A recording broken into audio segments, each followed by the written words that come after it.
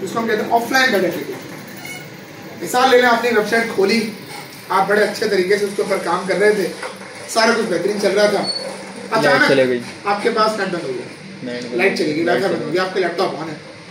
अब आप क्या कर सकते हो, अगर उस वेबसाइट पे कुछ और आप लोड करने की कोशिश करेंगे तो लोड नहीं हो, आपके पास लिखा हुआ था नो इंटरनेट कनेक्शन लॉस्ट, ये आ रहा होता है। ये काफी दफा आपके पास क्या हो रहा है, कुछ चीजें लोड हो जाती हैं और कुछ चीजें आपके पास लोड नहीं हो रही होती। मिसाल तो आपने वेबसाइट आपने सर्च की, वो लोड ही हो रही थी, अचानक बंद हो गई, आधी लोड हो चुकी थी और आधी लोड नहीं। अब वो कैसे होती है ये आपको पता है। होता क्या है, बेसिकली हमने बात की थी कि हम जितनी भी वेबसाइट बनाते हैं उसको एक सर्वर के ऊपर होस्ट करते हैं। हम एक सर्वर के ऊपर उसको होस्ट करते हैं, सही, और जो भी चीजें वहीं से उठकर वहीं से कॉपी होकर हमारे लोकल सिस्टम के ऊपर, हमारे पीसी के ऊपर आ रही है। अभी वो कॉपी जनरेट हो ही रही थी, वो कॉपी बन ही रही थी कि अचानक आपका इंटरनेट क्लोज हो गया, अचानक आपका इंटरनेट बीच में आकर बंद हो गया, कोई इशू आ गया आपके साथ, सही है। उसको हम कहते हैं एप्लीकेशन कैशे। क्या कहते हैं भाई? Application cache. ये जो CACH लिखा हुआ है, इसको बहुत लोग कैच पढ़ते हैं, बहुत लोग कैचे पढ़ते हैं, कैचे या कैच नहीं है, इसको पढ़ते हैं भाई कैशे, कैशे और बढ़िया लगाते हैं कैशे, मोबाइल के अंदर भी। बेसिकली वो होता है कि मैं आपको समझा देता हूँ, कुछ टेम्पररी फाइल्स होती हैं, सही है, जो वो आपके लोकल सिस्टम, आपके फोन, आपके कंप्यूटर के ऊपर स्टोर करता है, ताकि जब भी इस वेबसाइट को लोड किया जाए और अगर किसी मिसाल की वजह से इंटरनेट नहीं चल रहा, कोई भी ऐसा इशू आ रहा है, तो उस वेबसाइट पर अगर पूरे तरीके से लोड नहीं भी कर पाए तो एटलीस्ट कुछ हिस्सा उसका लोड हो जाए ना। मैं कुछ इतना लोड कर दूं कि बंदे को पता लग जाए कि यार इस वेबसाइट पे क्या क्या चीजें एक्सपेक्ट की जा सकती है, अच्छा, इस वेबसाइट पे क्या क्या चीजों ने आना है।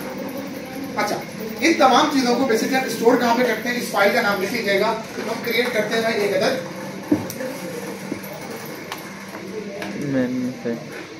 मैनिफेस्ट। क्या नाम है भाई? मैनिफेस्ट। आप उस मैनिफेस्ट फाइल के अंदर 3 चीजें बताते हैं।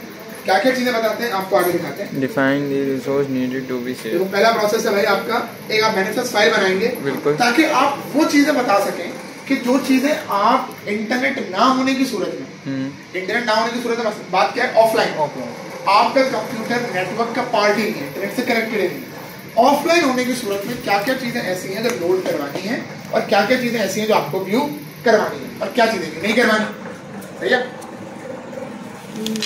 अच्छा, मैनिफेस्ट फाइल बनती कैसे? 3 चीजें।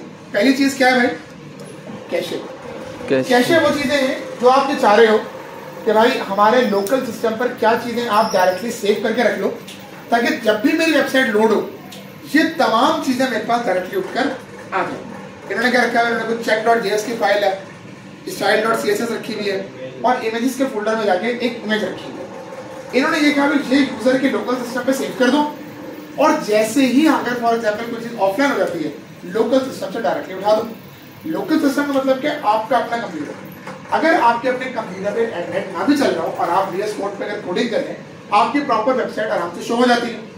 ये कुछ इसी तरह का काम कह रहा है कि भाई ये 3 चीजें जो है ना, आप ऐसा कर लो भाई, जब इंटरनेट बंद हो जाए, ना चल रहा, ऑफलाइन ही है, तो आप ये 3 चीजें उसके लोकल सिस्टम पे जाके रखो, यहीं से डायरेक्टली लोड करवाना, उसको व्यू करवा देना, सही है। तीसरी चीज क्या है भाई? पढ़ो। Fall back.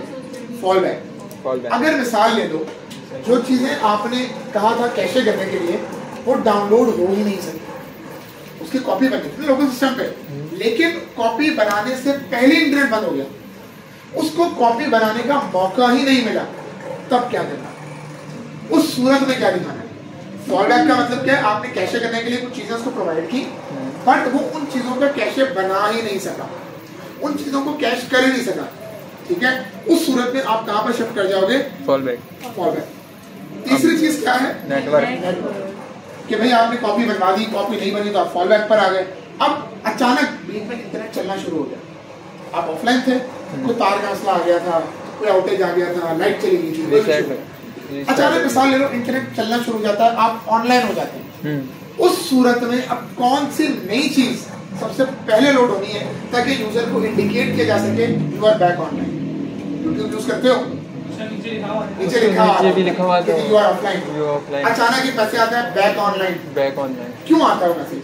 ताकि यूजर को इंडिकेट कर दें कि देखो पहले आप ऑफलाइन हो गए थे कुछ देर के लिए, अब आप दोबारा नेटवर्क से कनेक्टेड हो, अब आप दोबारा इंटरनेट से कनेक्टेड हो और अब दोबारा हम इंटरनेट पे इसको रिफ्रेश करके लोड आउट कर सकते हैं भाई। कहाँ थे?